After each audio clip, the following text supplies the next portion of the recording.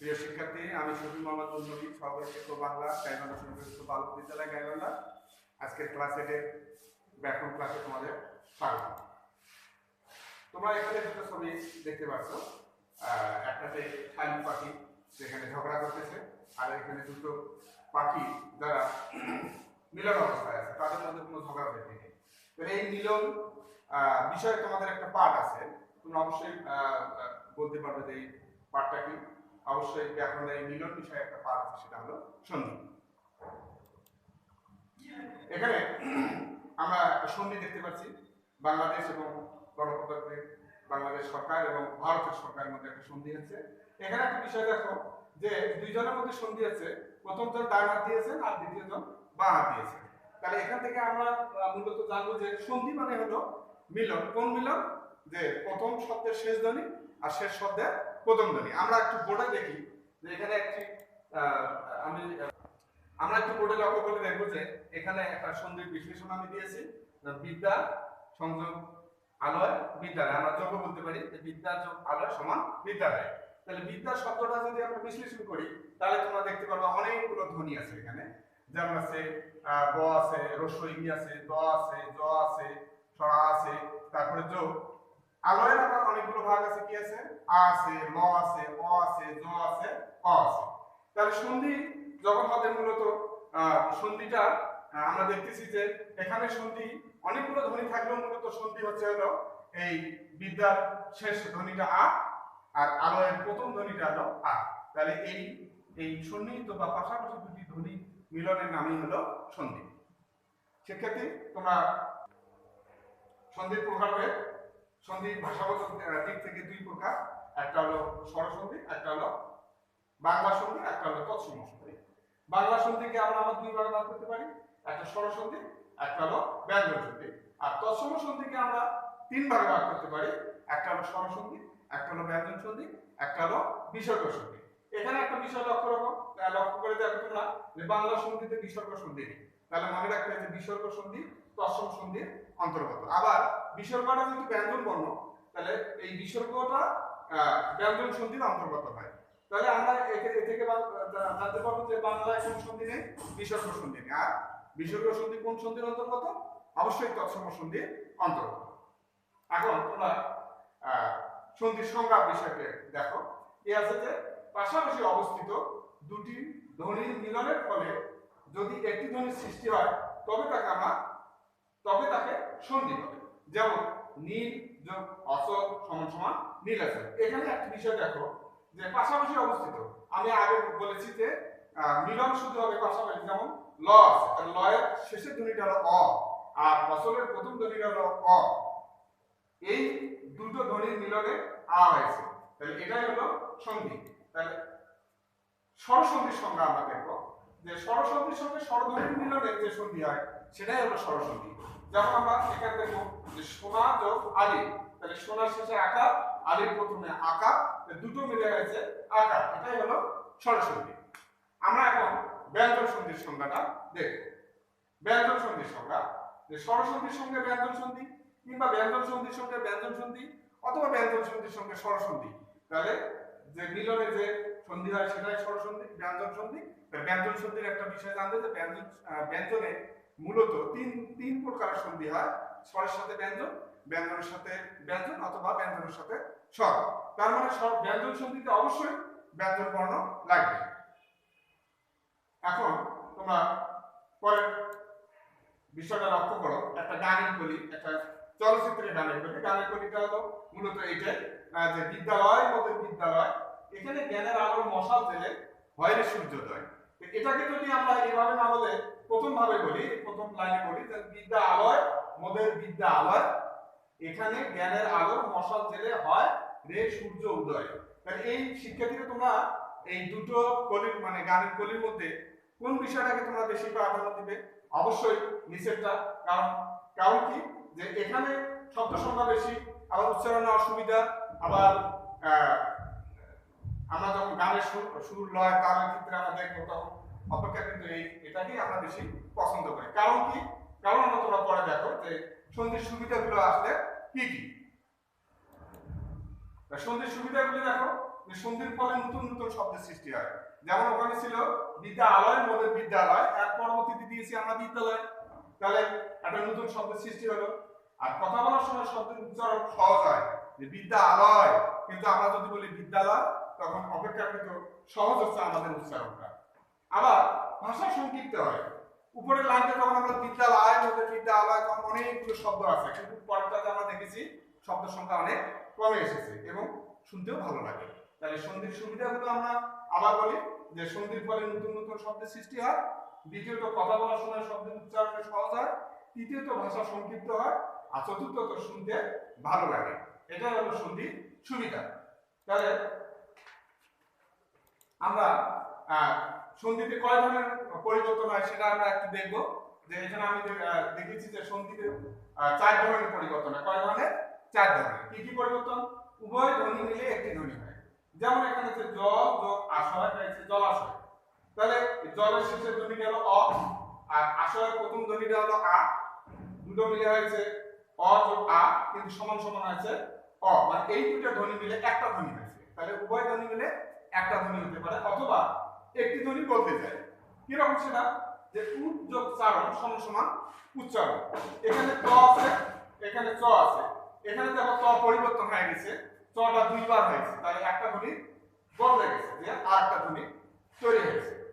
একটি ধ্বনি লোপ পায়, যেমন 20 যোগ 1 সমান সমান 20।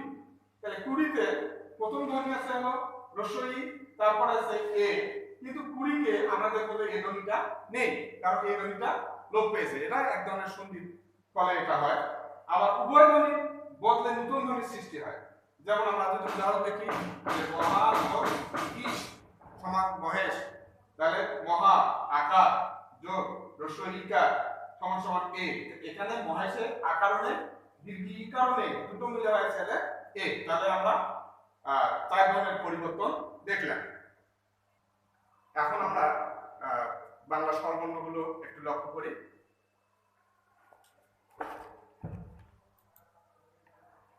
নিচের স্বরবর্ণগুলো লক্ষ্য করো, দেখবে যে স্বরবর্ণ আমরা দেখেছি, দেখো স্বর অ, স্বর আ, হ্রস্বই, দীর্ঘই, হ্রস্ব দীর্ঘ উ, রি, হ্রস্বরি, এ, ওই, ও।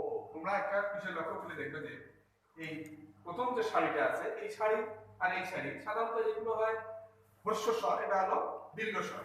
সন্ধির যে মূল যে নিয়মটা, সেটা একবারে তোমরা এখান থেকে জেনে নিতে পারবে। সেটা হলো যে এক জাতীয় দুটো স্বর, এক জাতীয় মানে যেমন স্বর ও স্বরা, এরা দুটোই এক জাতীয়, একটা হ্রস্ব এবং দীর্ঘ এক জাতীয় স্বর। যেমন এখানে এক জাতীয় আছে পাত্র, পাত্রের ক্ষেত্রে এই দুটো বাদ দিয়ে আমরা এই দুটো সন্ধি আমরা সাধারণত পাওয়া যায় না, পাই না আমরা। এই দুটো দেখি আমরা, এই 3 জোড়া ধ্বনির যদি মিলন দেখি, যে নিজেদের মধ্যে যদি সন্ধি হয়, নিজেদের মধ্যে মানে স্বরা ও স্বরা নিজেদের যদি সন্ধি হয়, তাহলে 4 ধরনের সন্ধি হয়। তাহলে 4 ধরনের যেটাই সন্ধি হোক না কেন, আমরা সবসময় আমরা পাবো হলো এই দীর্ঘ স্বরটাই পাবো। যদি স্বরা এবং স্বর এই দুটোর মধ্যেই যদি সন্ধি হয়, সেক্ষেত্রে আমরা সবসময় এই দীর্ঘ স্বরটা পাবো। তদ্রূপ যদি আমরা হ্রস্বই এবং দীর্ঘই এই দুটোর সন্ধি করি, তাহলে আমরা 4 ধরনের সন্ধি পাবো, এবং সেক্ষেত্রে আমরা হ্রস্বই পর হ্রস্বই বা হ্রস্বই পর দীর্ঘ যেটাই আসুক না কেন, আমরা সবসময় পাবো হলো দীর্ঘই। আবার হ্রস্ব দীর্ঘ এই দুটোর মধ্যে সন্ধি যদি হয়, তাহলে আমরা পাবো হলো দীর্ঘ। তাহলে একটা সন্ধির মধ্যে, এই এক জাতীয় ধ্বনির মধ্যে সন্ধি হয় 4টা, তাহলে 3 ধরনের আছে, তাহলে 3 ধরনের কিন্তু 3 4 12টা আমরা সূত্র অনায়াসেই মনে রাখতে পারবো, যদি আমরা শুধু এটাই মনে রাখি যে যদি কোনো ধ্বনি নিজেদের মধ্যে সন্ধি হয়, সবসময় আমরা দীর্ঘস্বর পাবো। তাহলে আমরা এই স্বরা এবং স্বরা এই দুটো ধ্বনির মধ্যে সন্ধি কিভাবে হয় সেটা একটু আমরা দেখব। এখানে দেখো যে নব যোগ অন্য, তাহলে নব শব্দের শেষে অ আছে আর অন্য, তাহলে দুটো মিলে হয়েছে নবান্ন। তাহলে স্বর অ যোগ স্বর অ, তাহলে এখানে আছে অ, এখানে অ, উভয় মিলে হয়েছে আ। আবার জল যোগ আশয়, তাহলে জলের শেষে অ, আশয়ের প্রথমে আ, দুটো মিলে হয়েছে জলাশয়, তাহলে জলাশয়ের অ যোগ আ।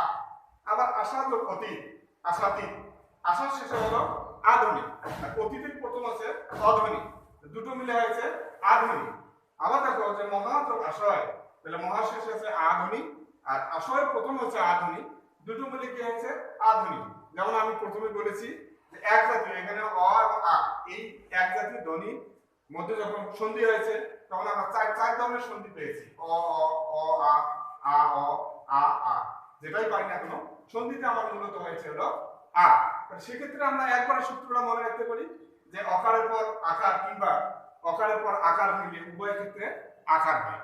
এটা সন্ধিটা মনে রাখবে যে এই অ এবং আ নিজেদের মধ্যে সন্ধি হলে সব সময় এই দীর্ঘ অ মানে আটা হবে। তাহলে আমরা পরের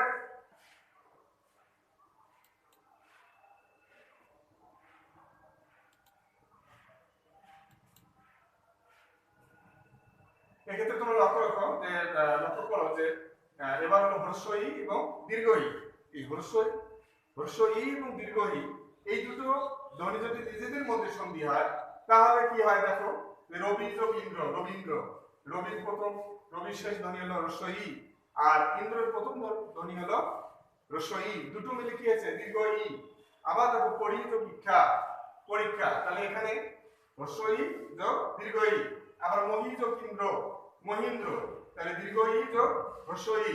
আবার সিরি যোগ ইস, সিরিজ, দীর্ঘ ই যোগ দীর্ঘ ই সমান দীর্ঘ ই। এক্ষেত্রে শিক্ষার্থীরা কিছু কিছু বিভ্রান্তির মধ্যে পড়ে যে ইন্দ্র বানান আমি দীর্ঘ ই কে দেব না হ্রস্ব ই কে দেব।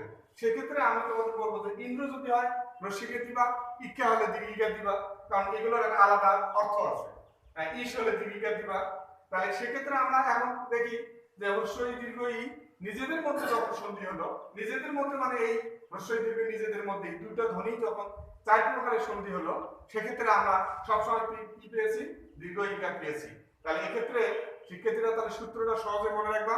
কিভাবে মনে রাখবা, যে হ্রস্ব ইকারের পর দীর্ঘ ইকার অথবা হ্রস্ব ইকার পর দীর্ঘ ইকার যদি যুক্ত হয় সেক্ষেত্রে আমরা সবসময় দীর্ঘ ইকার পাবো। আমরা পরের বিষয়টা দেখি লক্ষ্য করি,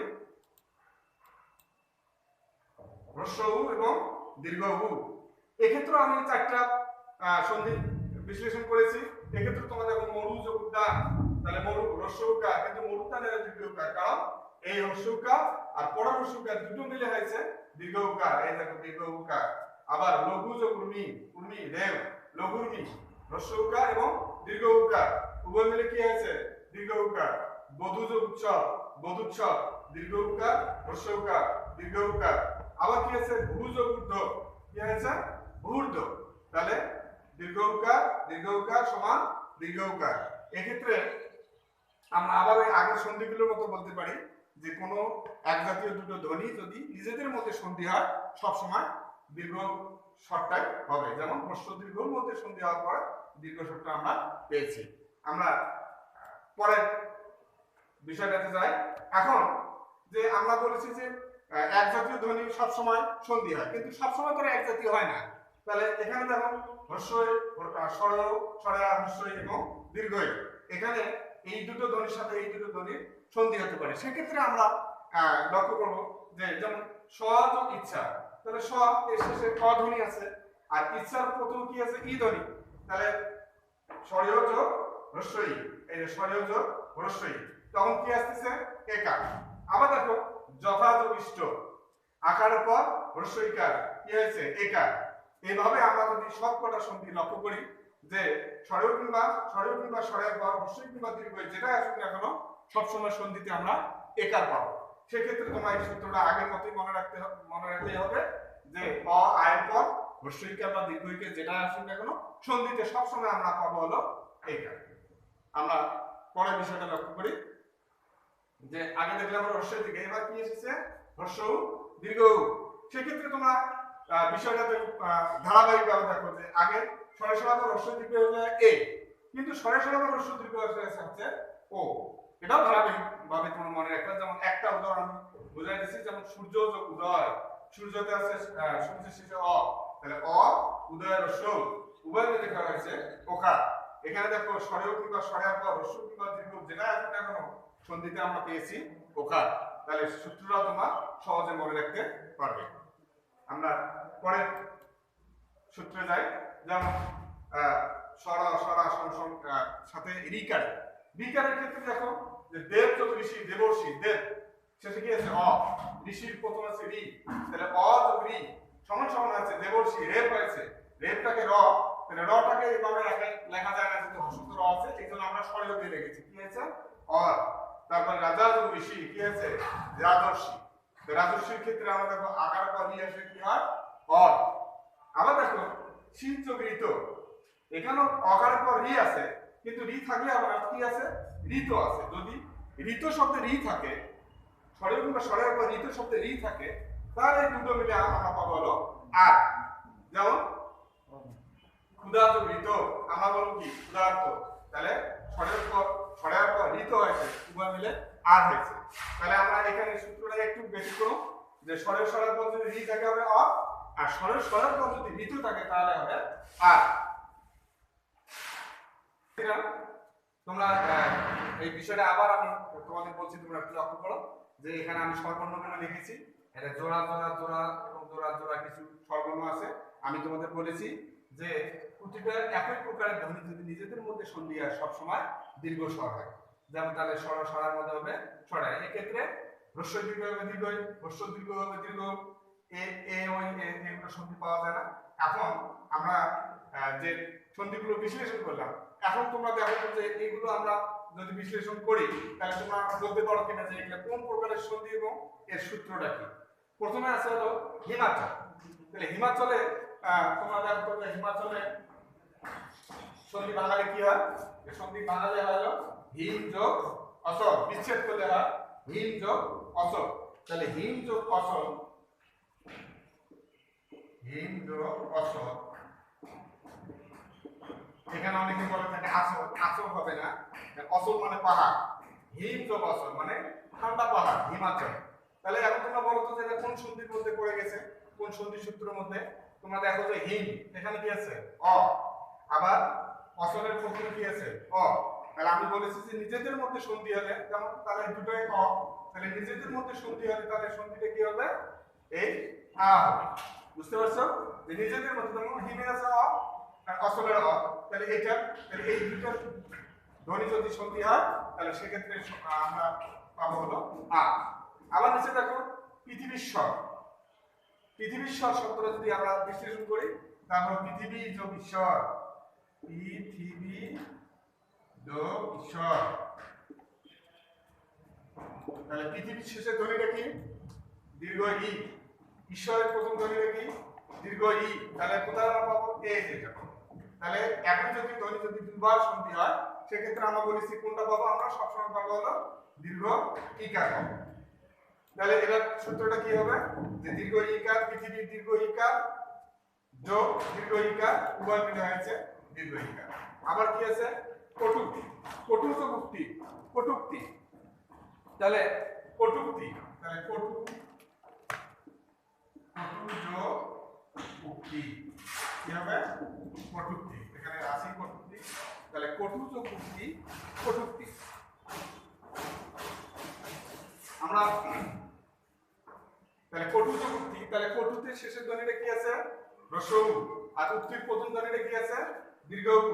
তাহলে হ্রস্ব এবং হ্রস্ব, সরি হ্রস্ব দুটো হ্রস্ব, তাহলে এই যে দুটো হ্রস্ব হলে আমরা সন্ধিতে কি পাই বলেছি যে একই জাতীয় ধ্বনি যদি হয় সেক্ষেত্রে হবে হলো দীর্ঘ উ।